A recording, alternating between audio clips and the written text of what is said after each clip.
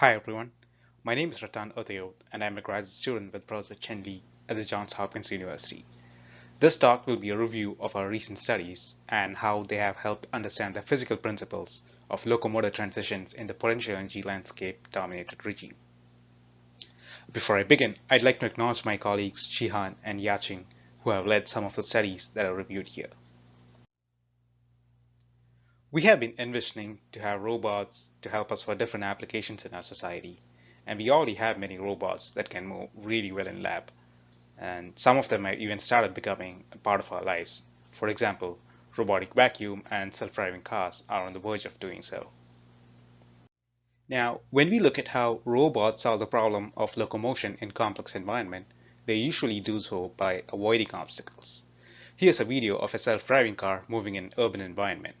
They use sensors to scan the environment and create its geometric map, and then they treat any objects other than flat ground as an obstacle, and then plan a trajectory to avoid these obstacles. And to reach their goal, they often have to transition between driving modes. For example, here, upon detecting an oncoming car, the car transitions to stop, then continues transition to driving, and so on and so forth.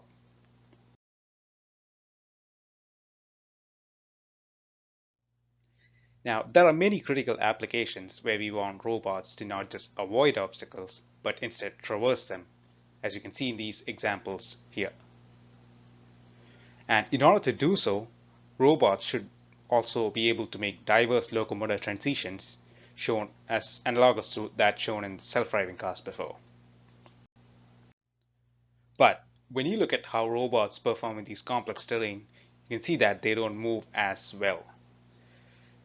We think that a major piece that is missing here is we focus so much on avoiding obstacles, but we do not have a good understanding of how to use physical interaction to generate forces and make transitions in such complex terrain. Now, by contrast, animals can move amazingly well in pretty much any environment, and they do not just avoid obstacles, but rather make use of them to generate robust transitions, as shown here. So we need to understand the physical mechanism of how such transitions emerge from this interaction. Now, from previous studies, we have dynamical system models that describe legged locomotion on flat terrain. Here, stable running and walking in animals and robots can be described using a single limit cycle attractor. Now, even if there were some small obstacles on the ground, the system is pushed away from the limit cycle, but then eventually returns to this single attractor. On the other hand, if the obstacles are big compared to the body size, the system is continually pushed away from the limit cycle and does not completely stay on it. Now, these models tell us how to generate and stabilize steady-state locomotion on flat terrain, but it does not inform us on how to generate robust transitions when moving in complex terrain. Now, if you take a step back and look at aero and hydrodynamics, we already have well-developed experimental tools and models that tell us how animals move really well in these media. And from the physical principles that we have understood from biological studies, we've been able to create devices that move really well in these media. We have similar experimental tools like treadmills and models that have helped us to do the same on steady-state locomotion on flat ground. But these tools and models do not extrapolate to be used in complex terrain like granular media or any cluttered environment. So there is a significant lack of tools and models that describe interactions in complex terrain. So analogous to aero and hydrodynamics, we need terradynamics. So previously, my advisor led the creation of first Terradynamics of legged locomotion on granular media. And our focus of our lab is to expand the Terradynamics into complex 3D terrain. Our lab's approach to create Terradynamics lies at the intersection of biology, robotics, and physics. We have model organisms that we study to understand physical principles of locomotor and terrain interactions. They also provide inspiration to create robotic models to move in such complex terrain. On the other hand, robots can be used to test biological hypotheses. For example, systematic variation of parameters is not is not as easy in animals, whereas you can control them really well with robots. They also provide physical models to test physical principles. And once we understand these physical principles, they help reveal mechanisms of how animals move in such terrain, and they also inform tools and strategies to help robots move better in terrain. So this is an outline of our talk. First, I will go over our multi-pathway locomotor transitions and our energy landscape hypothesis to study them. And then I'll go over the general principles of transitions that we have discovered from using energy landscapes. And finally, I'll go over how the principles that we have learned has helped broaden our understanding of biology, physics, and robotics. Now, to study the physical interaction of animals and robots with complex terrain in nature, we began by approximating the terrain as a composition of diverse obstacles, each of which presents distinct challenges. For examples, the shrubs shown here can be approximated as vertical compliant beams, and you can have two different modes here while interacting with the beams, and you can even transition between these beams, these modes as shown in the pathways here. Now, if you repeat this for the entire terrain, you can abstract this as a set of obstacles like pillars, bumps, gaps, etc. And you could have a lot of representative locomotor transition pathways and modes. To study physical interaction with the complex terrain, we use discoid cockroach as our model obstacles and use a terrain testbed to study how they interact with different obstacles such as beams, pillars, etc. And using multiple cameras, we can record the interaction and reconstruct the 3D motion of the animal as well as the terrain. Along with animals, we also use robotic physical models to study interaction with different obstacles and also self-riding. One significant advantage that robots offer is that they allow systematic variation and control of the parameters for this interaction, and this is often not possible with the animal. Along with these animal biological and physical models, we also use modeling techniques to understand the physical principles of these transitions. And this talk will be focusing on how we have used the potential energy landscape models. Now, these models and tools that we saw helps understand the physical interaction with the terrain. But locomotor transitions also are mediated by sensory feedback and not just pure mechanical feedback. So recently, we have also begun to explore more into the sensory feedback, which is facilitated by robots, where you can control the degree of how much mechanical feedback you have versus the sensory feedback you have. Now, with that in mind, first we'll go into studies of locomotor transition pathways and the energy landscape hypothesis. Now, to understand how animals and robots can go through really cluttered environment with many large obstacles, Chen first picked discoid cockroaches, which are native to tropical rainforests, and they have to go through these cluttered environment on a daily basis. But this is a formidable problem to understand, so we picked the grass as a representative terrain as a first step, and it can be approximated by creating artificial grass by laser cutting it from paper. And this allows repeated experiments. And this is similar to a wind tunnel that is used for flow experiments, where you can control the environment and the properties of the flow. So here's a video of the cockroach going through the cluttered terrain. The animal is first forced to stop and then pushes through the first two layers and then climbs up the third layer and eventually falls forward and then traverses. Now, by visually observing this video, we can write down the sequence of locomotor modes that occur as the animal interacts with the terrain and eventually traverses. Now, here's another trial where the animal is forced to stop, but instead of all the complicated transitions that we previously saw, it quickly transitions to a roll maneuver where it rolls its body in between the beams and then immediately traverses. And this happens much more quickly than the previous trial that we saw. Now, if you write down all the sequence of mode that the animal used to traverse in one trial, you get this transition pathway. And if you repeat it for all trials, you get this complex locomotor transition pathways with the animal transitioning back and forth between different modes. And the thickness here represents the probability of each transition. And as you can see, the roll mode is apparently the most probable, and it so happens that it is also the fastest mode of traversal. Now, we had this complex transition pathways. From this, how do we get to physical principles of these transitions?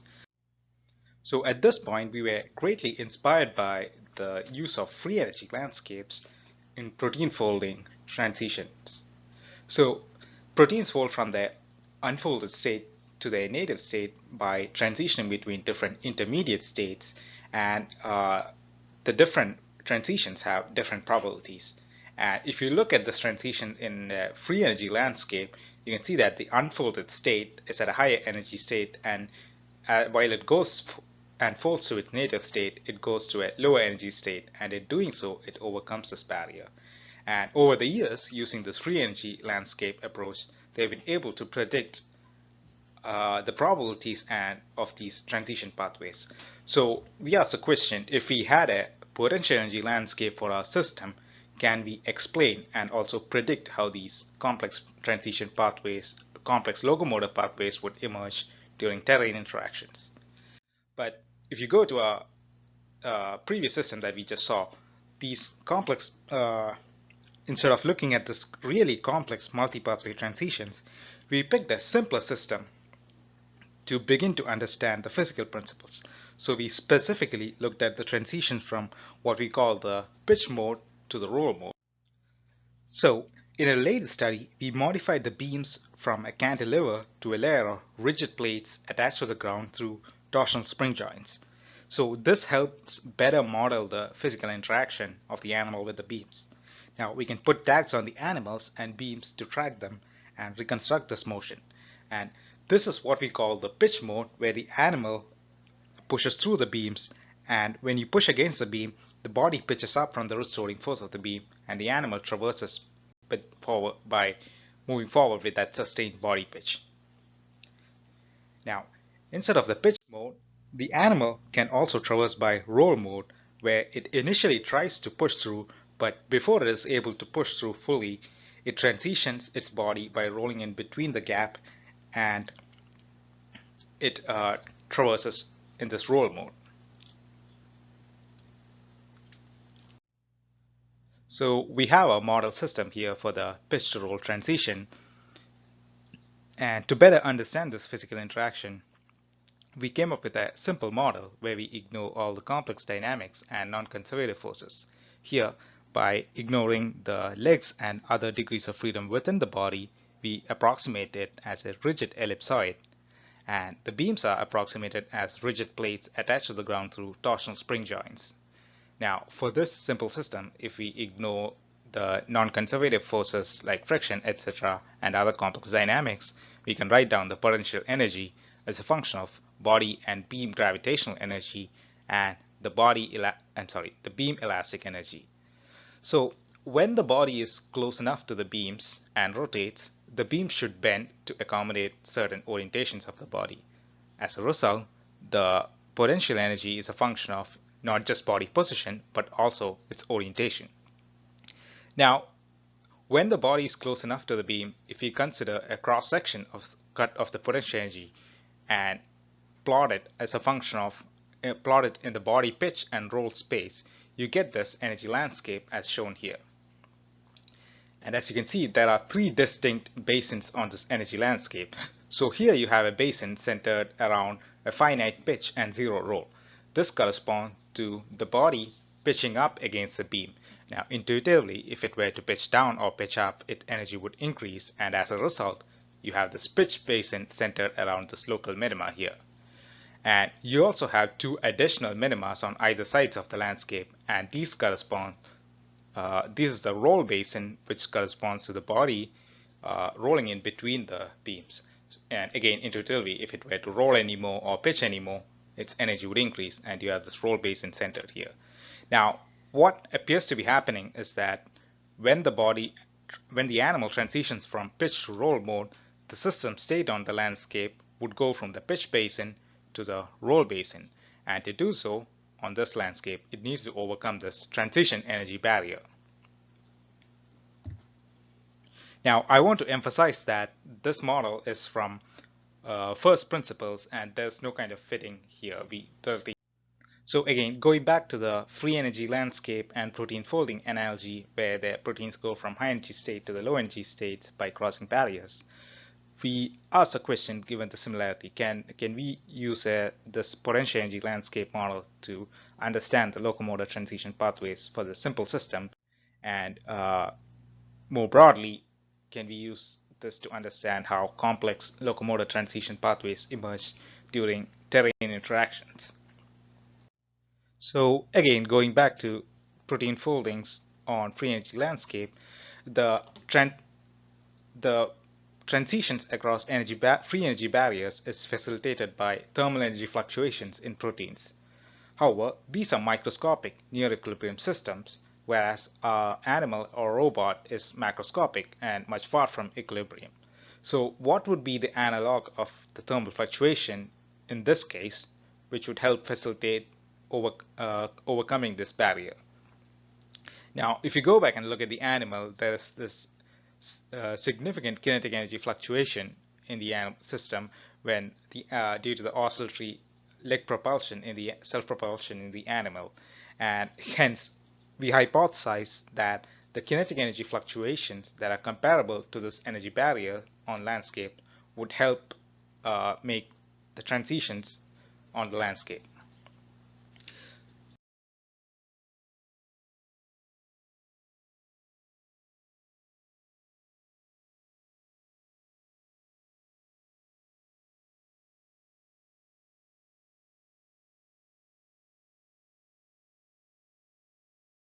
Now, to test this hypothesis, we built this robotic physical model, which is a physical realization of our simple model that we just showed. So here you have a motor to drive forward the robot. And we also have the body is set to freely pitch and roll as it interacts with the beams. And again, the beams are rigid plates attached to the ground through torsional hinges. And we have variable oscillations to introduce kinetic energy fluctuations. Now, we also tested other kind of oscillations along other directions, both rotational and linear, and we found qualitatively similar outcomes. So to better observe pitch and roll response, we decided to use vertical oscillations.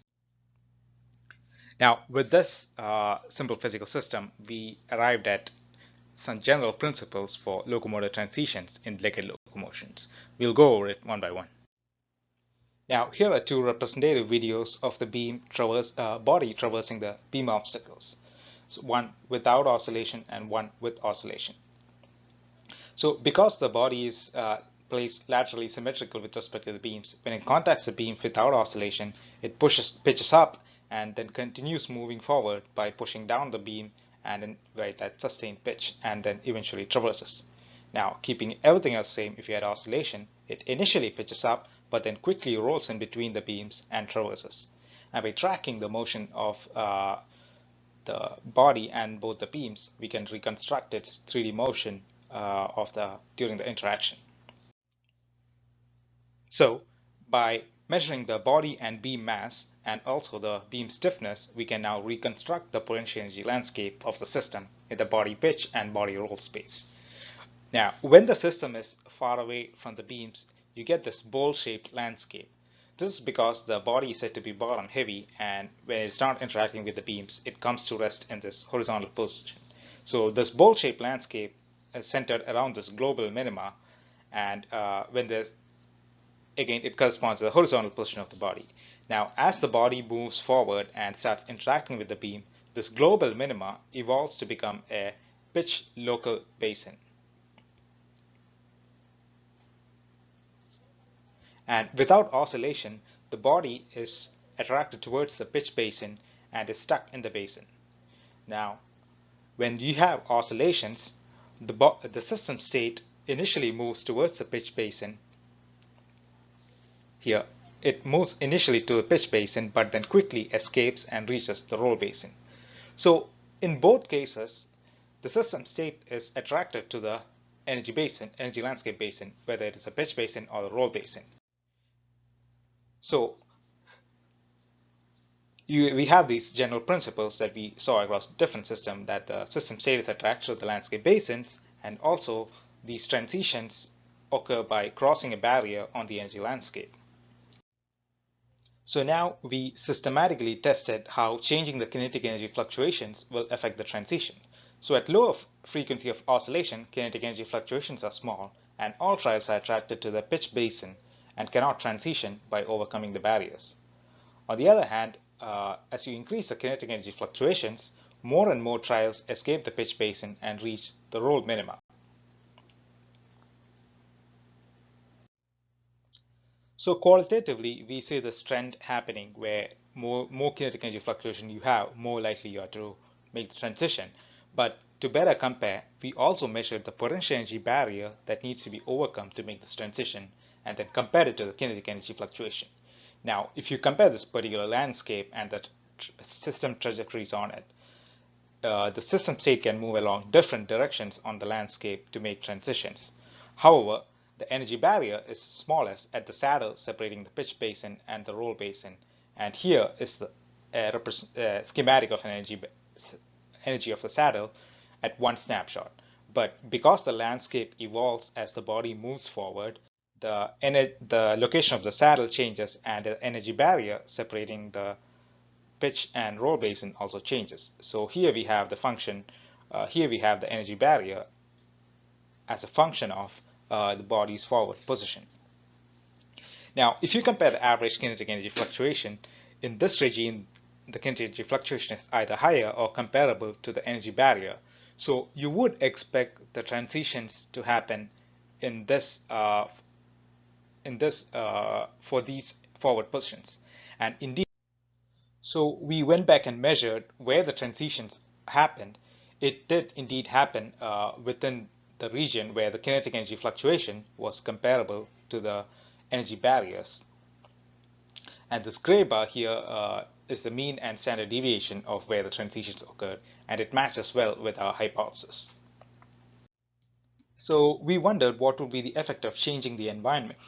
So we made beams of different stiffnesses from flimsy to stiff and repeated this experiment.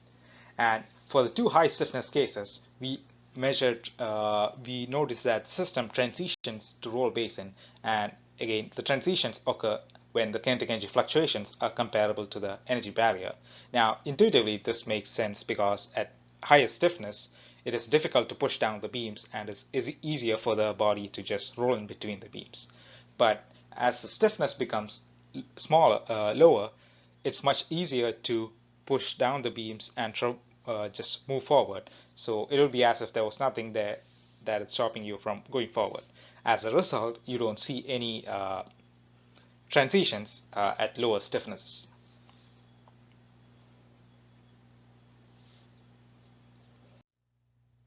Next, we wanted to see along what direction the system trajectories will move while escape from the pitch minimum basin. So here you have the landscape with the trajectories, and this is the top view of the state trajectories, where all the trajectories that transition move towards the right side, and yellow here is the location of the saddle point, and green is the pitch minima. So as you can see, it appears that it would seem that the trajectories that transitioned move towards the location of the saddle point. And indeed, when we looked at the velocity direction, the direction of the velocity, system velocity, it does indeed move along is attracted towards the saddle.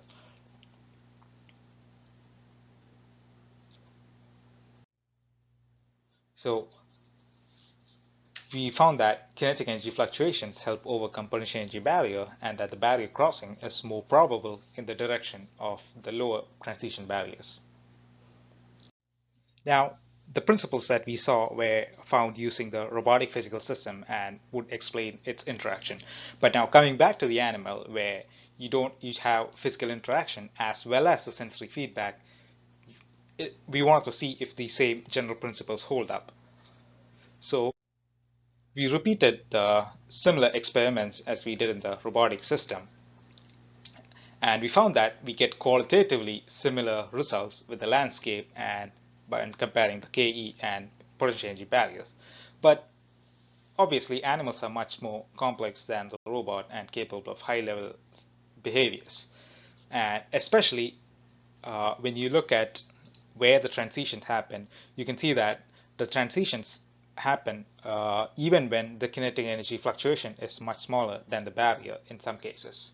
So this strongly suggests that the animal must also be using some kind of active strategies to make the transitions than just relying on physical interaction. And indeed, our recent studies found that the animals do use active adjustments when interacting with the beams. For example, by reducing the sprawl, it can easily roll in between the gap, and by pushing one leg and retracting one leg, it can easily roll. And there is also frequent head flexion as it tries to traverse the beams. So it is likely that there is some kind of force feedback or sensing the animal does to make this transition. So to better understand this, we have created robotic physical models to study force sensing and feedback control. So by modifying the earlier model to have force sensors at different locations, we can understand how the force would change as an animal tries to move forward.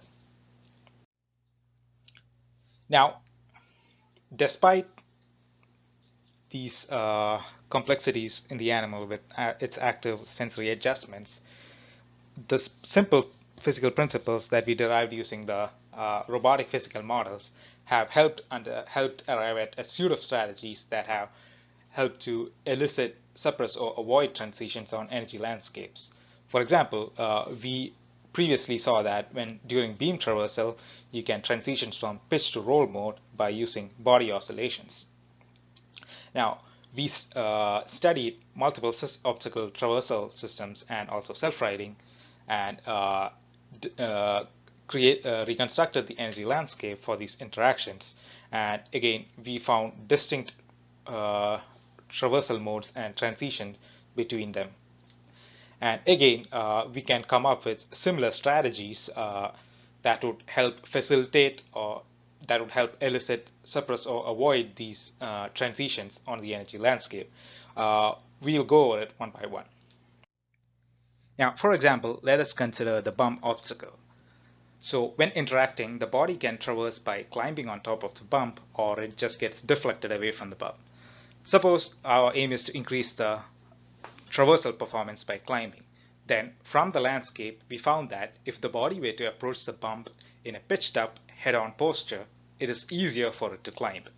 So, to do so in a six-legged robot, we added a tail, and when we actuate the tail, which would cause the body to pitch up, it is able to climb much taller bumps compared to when there is no tail actuation.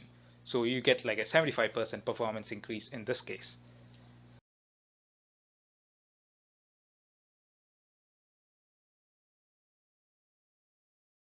Similarly, in a gap, to traverse a gap obstacles and avoid falling into the gap, we found using the landscape that if you approach the gap fast and in a pitched up posture, and also by pitching upwards faster, you will be able to clear much larger bumps. And again, using a tail on the robot that we saw previously, we found that when the tail is actuated, you're able to get this posture and clear bumps that are much wider. Clear gaps that are much wider. So you get over a 50% increase in this case. Now, when it comes to interacting with pillars, we found that when you have a cuboidal body shape, you tend to climb up the pillars, and with an ellipsoid body shape, you tend to turn away from the pillar. So the shape change here is the strategy to modulate the transition between these two modes. Now, our aim here was to clear this obstacle field, and when you change the body shape from cuboidal, which is normally how most legged robots are shaped, to by adding an elliptical shell here, it is able to increase its traversal probability by over 8 times. We see a similar strategy would also work for beam obstacles. We already saw that body oscillations help modulate the pitch to roll transitions. Now, similarly, if you were to change the body shape here from angular to ellipsoidal by adding a shell on the robot, we see that the robot is able to traverse much more easily. So adding this rounded shape or streamlined shape helps increase the traversal probability.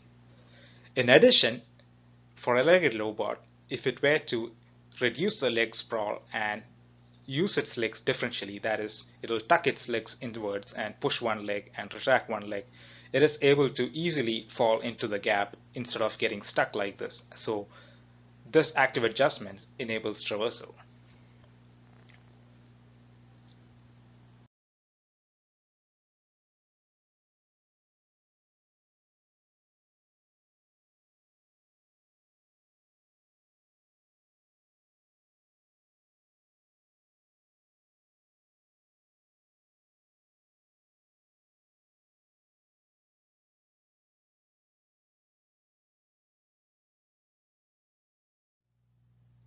So for self-righting, we came up with strategies for the robot to self-right by rolling to its side, as shown here.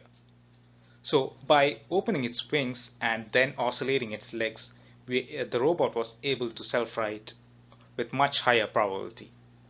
Similarly, by adding randomness in the leg and wing actuation profile, the robot was also able to escape from this energy basin and self-right with much higher probability. Another strategy that we found was that we could predictively control the robot so that its wing and leg actuation can be coordinated. So with this strategy, we were able to increase the self-righting probability and also self-right within a single attempt. So finally, from the physical principles that we have learned using the energy landscape approach, we are able to come up with passive and active strategies to modulate these locomotor transitions and increase the performance of robots. So the general principles that we have discovered using the energy landscape approach have broad implications for biology, physics, and robotics. When it comes to animals interacting with terrain, we see the stereotypical postural changes and transitions emerging from physical interaction with the terrain. And we envision that this energy landscape approach would lead to advanced biological and statistical physics at the organismal level. And for robotics, we envision that this would help uh, predict and plan multi-pathway locomotor transitions that enable them to venture out further into the natural terrain. So coming back to the stereotypy of behavior, given the large degrees of freedom in body posture, there are infinite ways the body can move in the state space.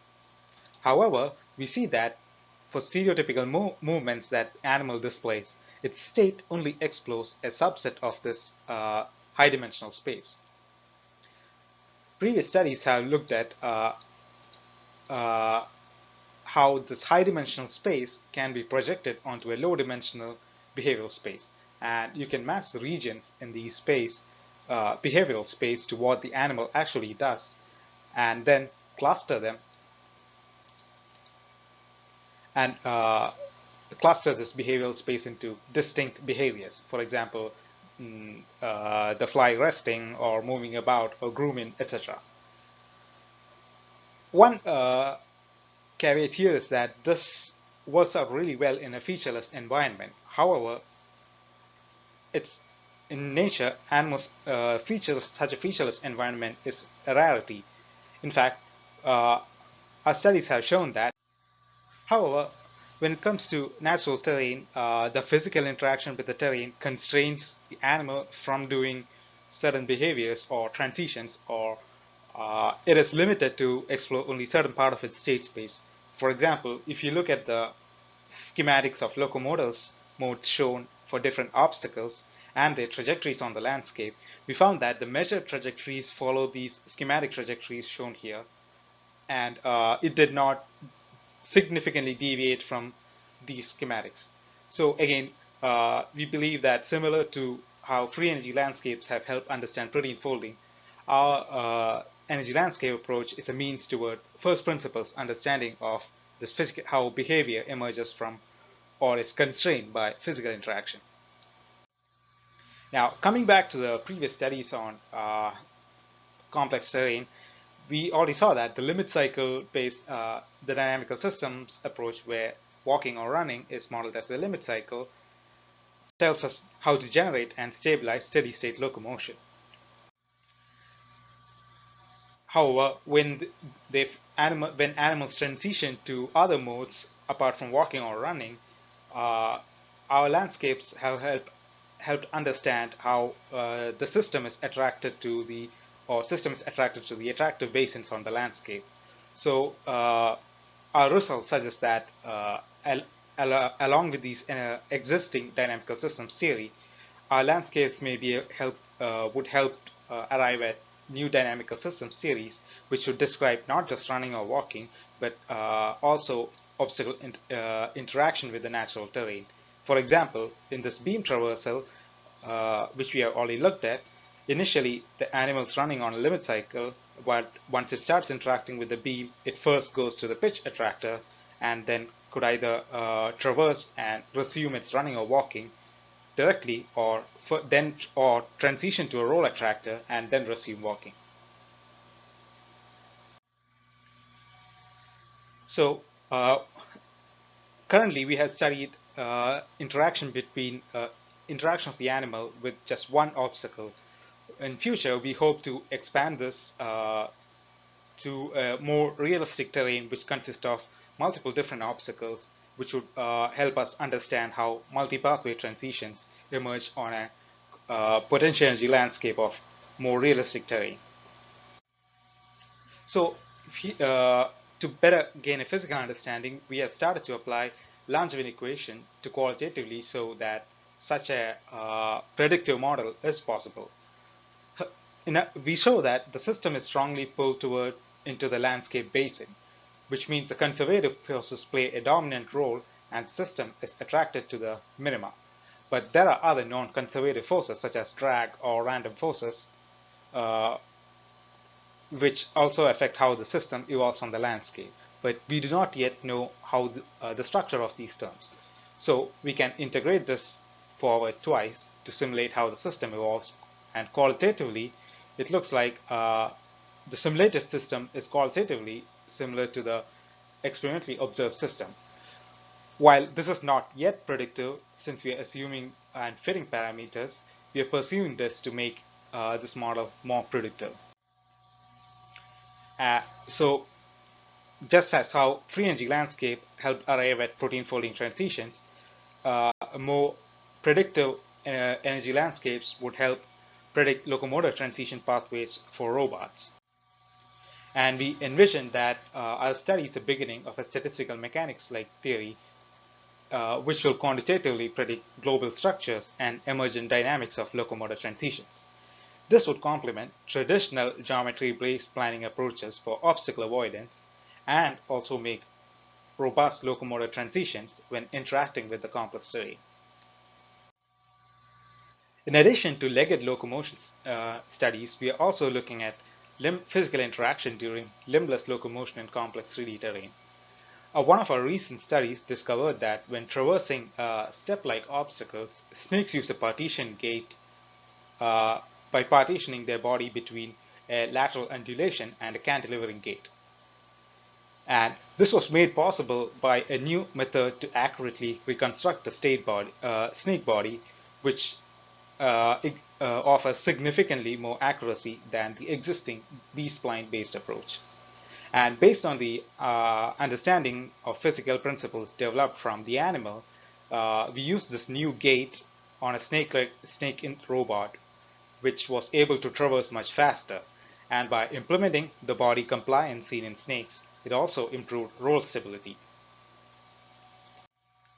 So I'd like to thank you for your time in listening to our talk, and I would also like to acknowledge previous members of our lab, especially Sean and Yonfeng, for their contributions to the studies reviewed here. I would also like to acknowledge our funding sources from ARO, BWF, and Beckman Foundation. Thank you for listening.